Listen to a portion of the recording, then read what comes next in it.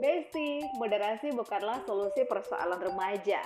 Benarkah moderasi bisa menjadi solusi generasi kita hari ini? Beberapa fakta generasi hari ini nih Besti. Pertama, menjadi pelaku atau korban kekerasan seksual. Kedua, pergaulan bebas. Ketiga, kecanduan narkoba. Keempat, hedonis. Kelima, materialistis. Keenam, gila popularitas. Dan masih banyak lagi loh. Nah, penyebabnya bukan karena kurangnya pengawasan orang tua nih Besti, tetapi karena media informasi yang selalu menjajakan hidup senang dan bebas, ditambah pendidikan yang makin hari makin liberal. Astagfirullah.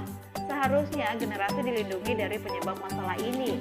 Caranya dengan menerapkan Islam sebagai sistem negara, bukan hanya jadi ibadah ritual doang Besti. Bahkan sistem Islam merupakan satu-satunya yang akan mampu menjauhkan generasi dari bahaya liberalisme yang mengancam generasi ini.